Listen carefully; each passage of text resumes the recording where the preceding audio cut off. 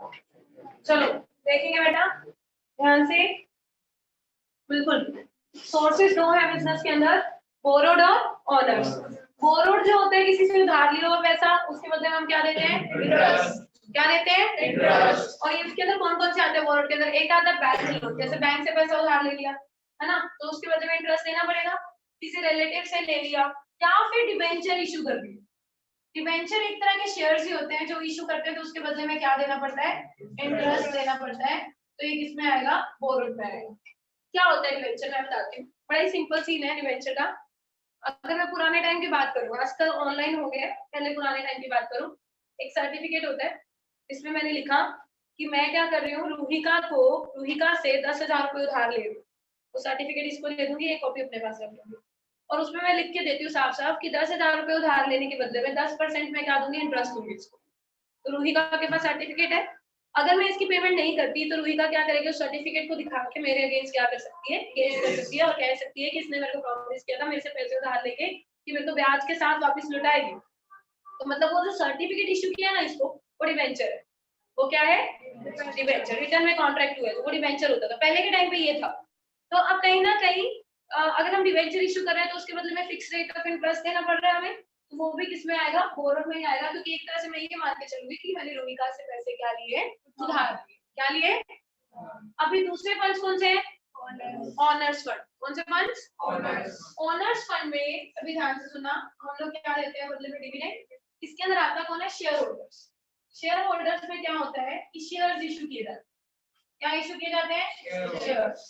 अगर अब मैं शेयर्स इशू कर रही हूँ, सुनना सभी ध्यान से, शेयर्स इशू कर रही हूँ सिंपली, जैसे कि मैंने रूहिका को ही शेयर इशू किए, पता क्या करूंगी?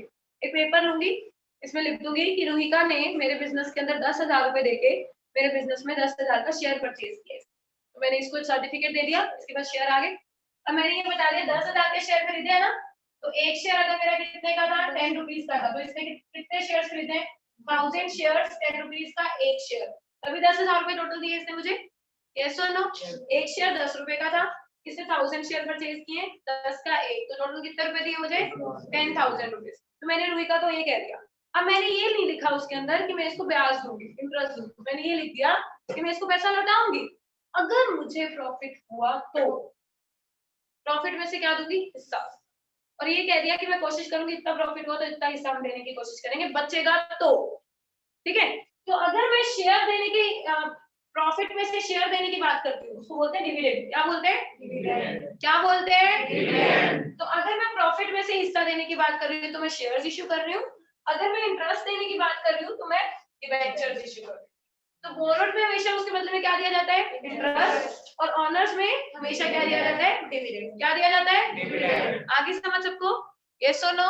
अब इसके बाद एक और चीज सुनेंगे सब। ये तो हो गया हमारा सोर्स ऑफ फाइनेंस में बोरोड और ऑनर्स फंड में डिफरेंस। अब इन दोनों के कॉस्ट और रिस्क की बात करेंगे। एक अच्छा जो वाइज फाइनेंशियल मैनेजर होता है उसकी ये कोशिश रहती है कि मैं बिजनेस में जहां से भी पैसा लेके आऊं, कोशिश इसकी ये रहेगी कॉस्ट कम करे। कॉस्ट कम कर पड़ना समझते हो? कम ब्याज पे ज्यादा पैसे मिल जाए। अब मुझे अगर पैसे चाहिए उधार, मुझे ये दे रहा है 10% ब्याज पे, ये 15%, ये 20%, वो 5%, वो 2% पे सिर्फ, किससे लूंगी? उससे लूंगी जो सबसे कम ब्याज पे देगा, उससे लूंगी ना। तो ऑब्वियसली हर एक फाइनेंशियल मैनेजर कॉस्ट क्या करना चाहता है? कम। कॉस्ट क्या करना चाहता है? कम। और रिस्क भी चाहेगा कम, रिस्क भी कम चाहेगा। अब मेरी बात सुनो, अब यहाँ पे अगर मैं बात करूं बैंक लोन की, बैंक वाले ऐसे होते हैं कि ये बिल्कुल भी इसके अंदर ना कंपनी ऑनर के पॉइंट ऑफ व्यू से, जिसने पैसे उधार लिए उसके पॉइंट ऑफ व्यू से आप पैसे सोच सकते हो।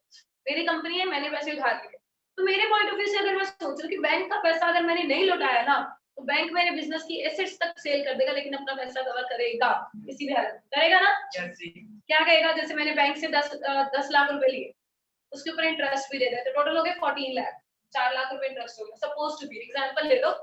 अब टोटल 14 लाख लौटा रहे थे, मैंने बहुत कोशिश की प्रॉफिट अर्न करने की, सब कुछ करने की, मैं बैंक को सिर्फ 2 लाख रुपीस रिटर्न कर पाई, 12 लाख मेरे बच गए। अब वो 12 लाख जो बैंक को अपने कवर तो करने ही है, बैंक कहता मैंने दिए, मैं ऐसे फ्री में तो जाने नहीं दूंगा, तू लौटाएगी नहीं, वैसे थोड़ी है तो छोड़ दूंगा, है ना भाई? ऐसे तो हर कोई वैसे पैसे लेने शुरू कर दे। बैंक नहीं छोड़ता किसी को भी, बैंक तो अपना पैसा कवर करके रहेगा। क्या करेगा? आएगा, बिजनेस की एसेट्स वगैरह काउंट करेगा कितनी है, क्या क्या सामान पड़ा है, सब बेच डालेगा और अपना पैसा कवर कर लेगा। तो इससे बिजनेस क्या हो जाएगा? बंद हो जाएगा। ऑब्वियसली लिक्विडेट होगा, ये सुनो।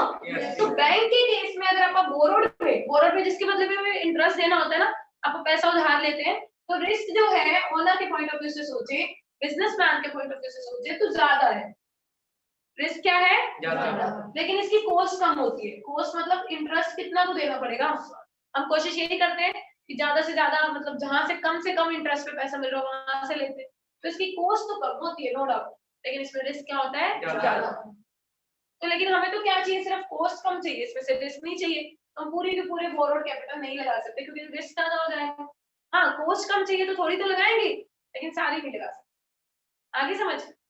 यस और नो? अब अगर एक बिजनेस की मैं बात करूं जिसमें ऑनर्स फंड है, ऑनर्स फंड मतलब मैंने क्या किया, मैंने लोगों को शेयर्स इशू किए, और शेयर इशू करके मैं क्या ले आई? बिजनेस के अंदर पैसे ले आई।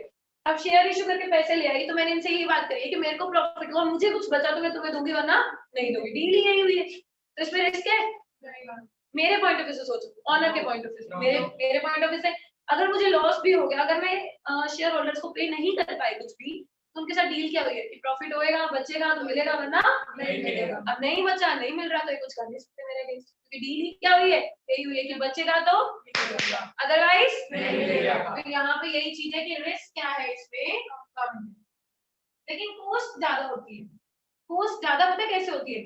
इनके साथ हम ये डील करते हैं कि ये नहीं कि सिर्फ प्रॉफिट होएगा, बचेगा तो मिलेगा, सिर्फ ये बात नहीं होती। बात ये होती है कि हम कोशिश करेंगे, तुम कंपनी के ऑनर कहलाते हो, मालिक, हम कोशिश करेंगे तुम्हें ज्यादा से ज्यादा पे करने की, ज्यादा से ज्यादा पे करने की। तो इसमें कॉस्ट क्या होती है?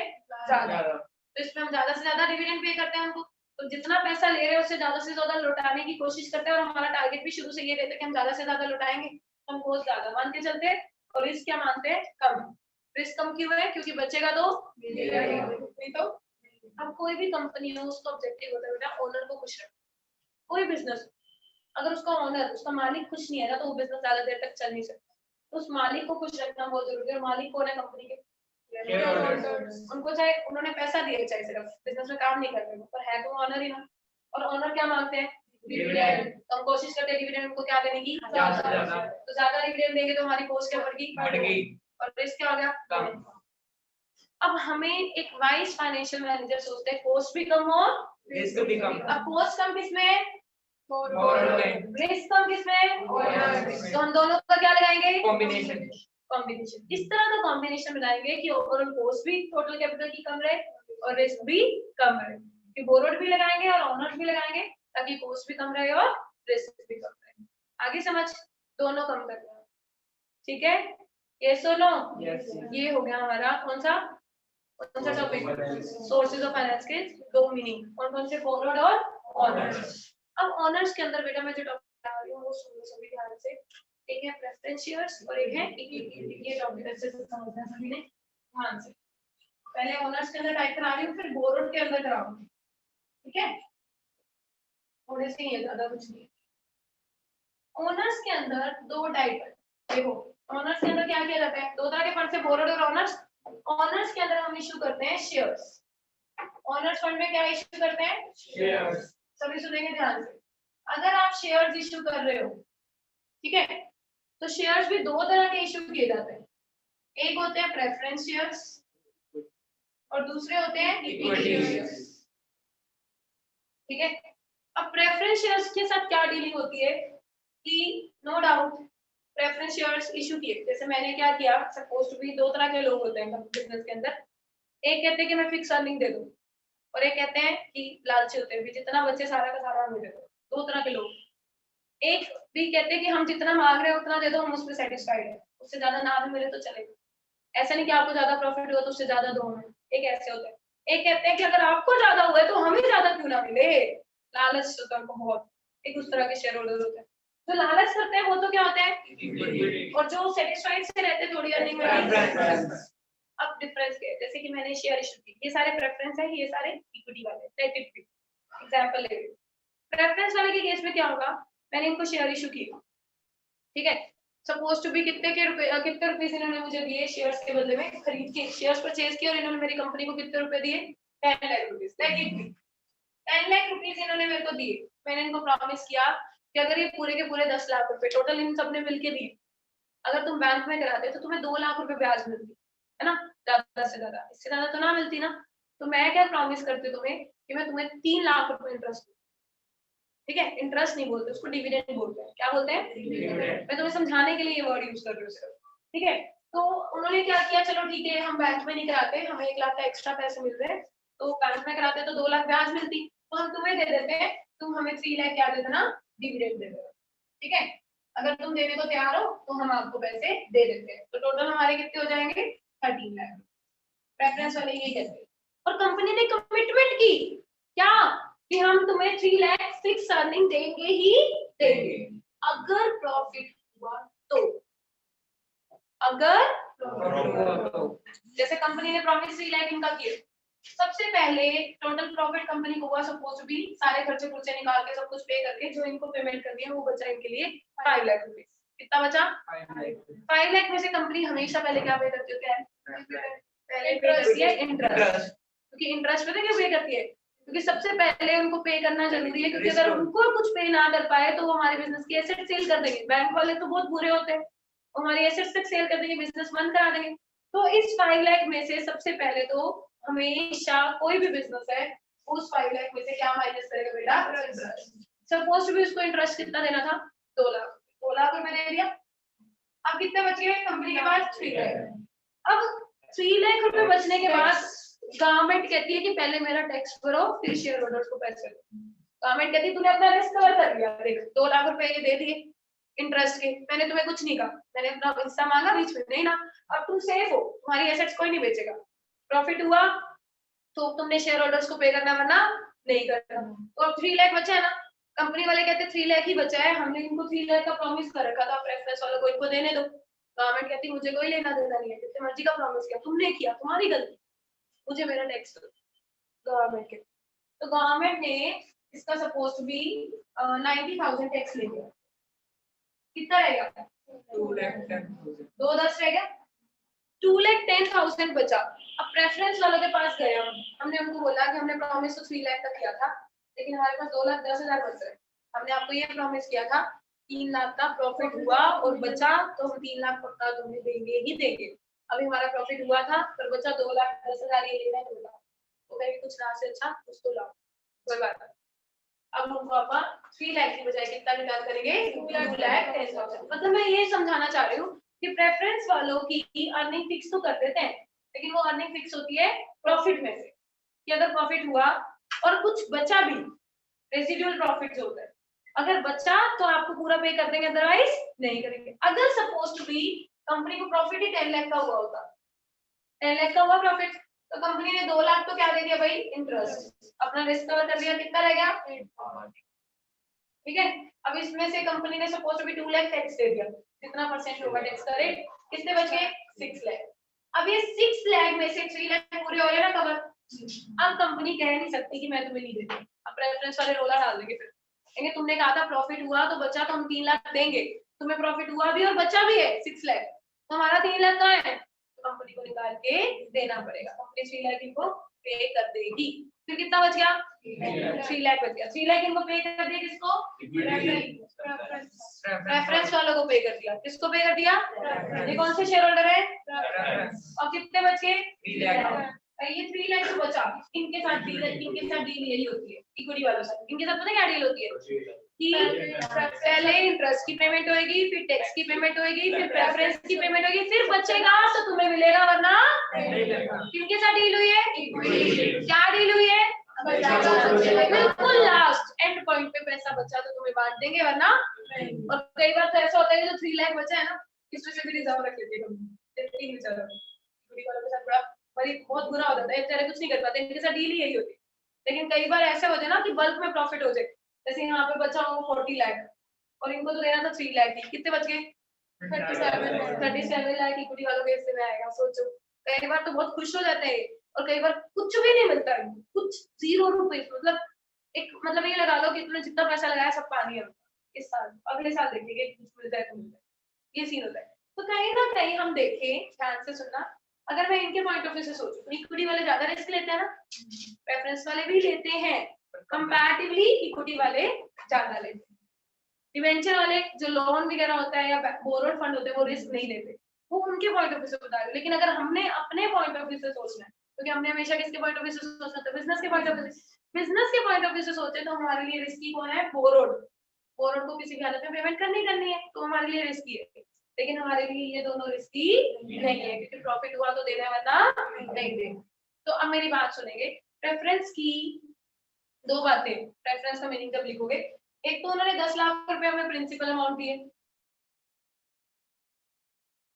टोटल कितना हो गया 30 लाख। और मैं मीनिंग में ये दोनों बातें लिखनी कि प्रेफरेंस वाले वो शेयर्स होते हैं जिनको उनकी प्रिंसिपल अमाउंट प्लस डिविडेंड दोनों इक्विटी वालों से पहले दिए जाते हैं। प्रेफरेंस वालों को पहली प्रेफरेंस मिलती है इक्विटी से पहले प्रेफरेंस मिलती है, डिवेंचर से पहले नहीं, लोन से पहले नहीं, मतलब बोरोड से पहले नहीं। किससे पहले प्रेफरेंस मिलती है? और इक्विटी वालों को कोई प्रेफरेंशियल राइट नहीं होता, ना तो प्रिंसिपल अमाउंट में, ना ही डिविडेंड में। इनकी पेमेंट हमेशा सारी की सारी कब होती है? लास्ट में। वो भी कुछ बचेगा तो मिलेगा, वरना नहीं मिलेगा। जैसे यहाँ पे आपने लिखा है 13 लाख रुपीस दे रहे थे और यहाँ पे 5 लाख प्रॉफिट बचा और आपने मतलब 3 लाख रुपीस काम में दिए थे, तो बाकी के 10 लाख कहाँ गए? बेटा मैं तो अभी इसकी बात की है, ये तो रीपेमेंट तो कंपनी के वाइंडिंग अप के टाइम पे करेंगे। वाइंडिंग अप समझते हो? प्रेफरेंस का टाइम पीरियड जैसे 20 साल है, तो 20 साल बाद रीपे करती है कंपनी। तो अभी तो फिलहाल ये देना ना हर साल, इसलिए मैंने सिर्फ इसकी बात की है कि जो हर साल देना है। आगे समझ, प्रिंसिपल अमाउंट जैसे मैंने तुम्हें ब्याज पे पैसे दिए, इसको 10 लाख रुपए दिए और इसको कहा कि तूने हर साल मुझे ब्याज देनी है 3 लाख रुपए, तो मैं इससे हर साल ब्याज लेने जाऊंगी क्योंकि मैंने इसको पैसे दिए 20 साल के लिए। तो वो असली जो 10 लाख प्रिंसिपल अमाउंट है ना, वो कब मांगूंगी? 20 साल बाद। तो 20 साल पूरे हो जाएंगे तब। हर साल तो क्या मांगूंगी? सिर्फ इंटरेस्ट। इसी तरह से डिविडेंड, जैसे 10 लाख रुपए दिए, हर साल डिविडेंड देगी। जब टाइम पूरा हो जाएगा, जितने टाइम के लिए पैसा लिया था, तब वो प्रिंसिपल अमाउंट होता है, तब अलग प्रोसीजर होता है, वो अलग कराओगे। अभी तो फिलहाल इसकी बात चल रही है, ठीक है। पर मीनिंग में हम दोनों बातें लिखते हैं, चाहे वो प्रिंसिपल अमाउंट हो, चाहे वो डिविडेंड हो। प्रेफरेंस वालों को इक्विटी से पहले मिलता है और इक्विटी वालों को प्रेफरेंस के बाद क्या? सबसे लास्ट। आगे समझ, ठीक है। अब मेरी बात सुनो, कहीं ना कहीं इक्विटी वालों के पास वोटिंग राइट होता है। अगले कहते हैं कि हमें लास्ट में बचा कुछ मिलेगा, तो हमें कुछ हक दो कि हम बिजनेस के अंदर इंटरफेरेंस कर सकें। तो इनके पास ना इंटरफेरेंस करने का हक होता है, ये बीच में बोल सकते हैं, क्योंकि अगर कुछ भी नुकसान होता है बिजनेस को भुगतना तो इनको पड़ेगा ना, लास्ट में इनको मिलेगा ही नहीं कुछ भी। तो ये इंटरफेरेंस करके वोटिंग राइट होता है इनके पास, ये अपना वोट देते हैं। जिनकी मेजोरिटी होती है, जिस चीज की फेवर में मेजोरिटी है तो फेवर में डिसीजन ले लिया जाता है, उसके अगेंस्ट में मेजोरिटी है तो अगेंस्ट। जितने लोग हैं इक्विटी वाले, उतने मतलब क्या किया जाता है? डिसीजन लिया जाता है उसके साथ। इक्विटी वालों को शेयर होल्डर बोलते हैं। बहुत सारे लोग होते हैं, बहुत सारे मिलकर इक्विटी शेयर्स इशू परचेज करते हैं और इक्विटी शेयर्स इशू होते हैं। वाइंडिंग अप के टाइम पे रीपे होते हैं इक्विटी वाले। बेटा मेरी बात सुनो, इक्विटी वालों की रीपेमेंट का कोई लाइफ नहीं है। जब मैं कंपनी बंद करूंगी ना, तब मैं वापस लूंगी। अगर तुम सबने मेरे को पैसे दे दिए और 10 लाख रुपए दे दिए, मैं तुम्हें हर साल 2-2 लाख रुपए दे रही हूँ और तुम कह रहे हो मेरे प्रिंसिपल अमाउंट 10 लाख रुपए वापस लौटा दो, कंपनी नहीं लौटाएगी। स्टॉक एक्सचेंज वो अलग बात है, स्टॉक एक्सचेंज लौटाएगा, वो भी कॉन्सेप्ट कराती हूँ मैं, ठीक है।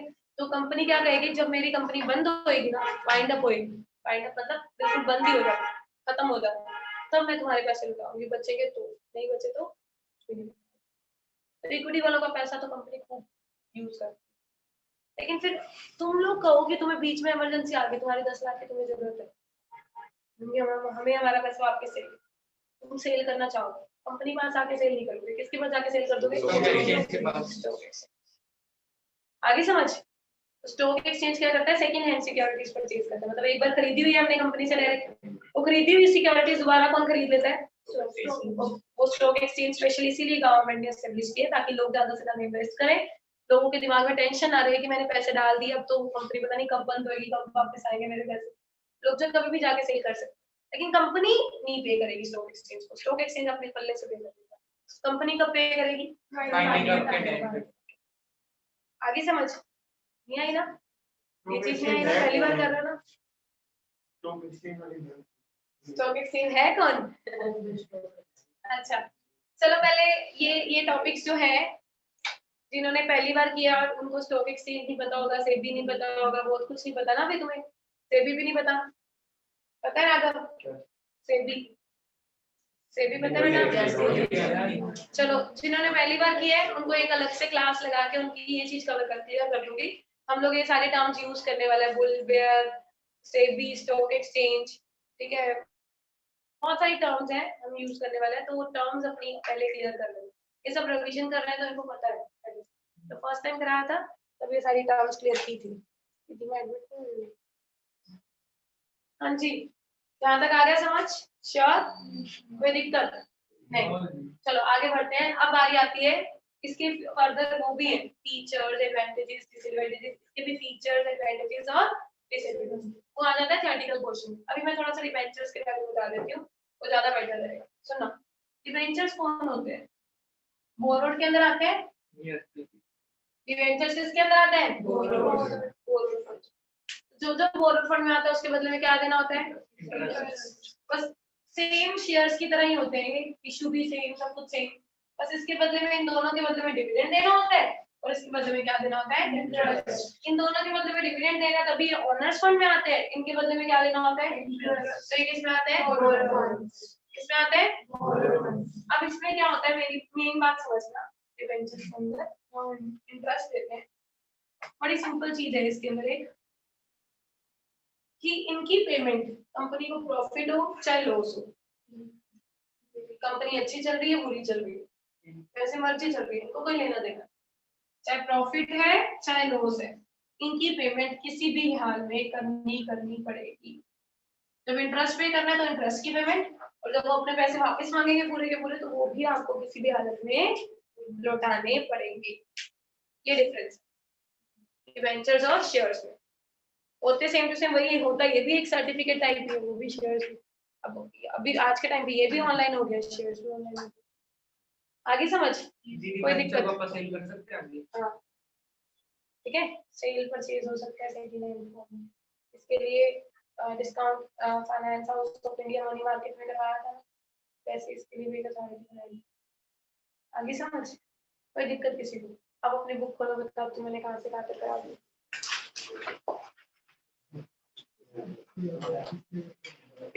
पहले बिजनेस फाइनेंस, बिजनेस की एक्टिविटीज करने के लिए जो पैसा चाहिए उसको क्या बोलते हैं? बिजनेस की एक्टिविटीज करने के लिए जो पैसा चाहिए उसको क्या बोलेंगे? पहले नेचर है और सिग्निफिकेंस है। नेचर देख लो यार, necessary for all type of business, पहला नेचर है नेसेसरी फॉर हर तरह के बिजनेस के लिए फाइनेंस जरूरी है, चाहे छोटा है चाहे बड़ा है, चाहे मैन्युफैक्चरिंग का है चाहे ट्रेडिंग का, कोई भी है, हर तरह के बिजनेस के लिए पैसा जरूरी है। लेकिन depend on size of business, जितना बिजनेस का साइज बड़ा उतना बड़ा ज्यादा पैसा चाहिए, जितना छोटा साइज उतना कम पैसा चाहिए होगा, ठीक है? तो साइज के ऊपर डिपेंड करता है। Includes all type of capital, दोनों आ जाते हैं, ओनर्स और बोरोवर, दोनों तरह के कैपिटल आ जाते हैं। फ्लक्चुएटिंग नेचर, फ्लक्चुएटिंग मतलब चेंज होता रहता है इसकी रिक्वायरमेंट, कभी ज्यादा चाहिए होता है पैसा, कभी कम चाहिए होता है, किसी महीने बहुत एक्सपेंसिव हो जाता है, किसी महीने कुछ भी नहीं होते, ये डिपेंड करता होता है बिजनेस पे, ठीक है? Determine the size of business, जितना ज्यादा पैसा है आपके पास उसके बेसिस पे आप बिजनेस का साइज बड़ा रख सकते हो, कम पैसा है तो साइज छोटा भी रख सकते हो, ठीक है? वाइडर टर्म, फाइनेंस बहुत बड़ी टर्म है क्योंकि इसके अंदर सिर्फ ये नहीं आता कि फाइनेंस को सिर्फ अरेंज करना है, अरेंज करने के बाद यूज भी अच्छे से करना आना चाहिए, उसको डिस्ट्रीब्यूट भी अच्छे से करना आना चाहिए, सब कुछ करना आना चाहिए, बहुत बड़ी टर्म है। ये हो गया नेचर, कुछ खास नहीं थे, पॉइंट पढ़ते ही मतलब समझ आ गया, ठीक है? मेन चीज तो ये थी जो मैंने अभी कराई, बहुत इंपॉर्टेंस क्या है? Necessary for establishing a business, किसी भी तरह का कोई भी बिजनेस एस्टेब्लिश करना है, चाहे वो मैन्युफैक्चरिंग है चाहे वो ट्रेडिंग है, पैसा तो चाहिए, बिना पैसे के तो बिजनेस एस्टेब्लिश हो ही नहीं सकता, right? Necessary for running the business, business को चलाने के लिए जो उसके खर्चे होते हैं, वर्किंग कैपिटल या फिक्स कैपिटल जो चाहिए होती है, उसके लिए क्या चाहिए होता है? फाइनेंस चाहिए होता है, तो उसको हम बोलते हैं necessary for running the business. Necessary for modernization and expansion, modernization मतलब लेटेस्ट टेक्नोलॉजी, अगर आप चाहते हो बिजनेस के अंदर लेटेस्ट टेक्निक इंट्रोड्यूस करना चाहते हो, टेक्नोलॉजी, तो आपको पैसा चाहिए। एक्सपेंशन समझते हो, स्मॉल स्केल से लार्ज स्केल, तभी आपको क्या चाहिए? पैसा चाहिए।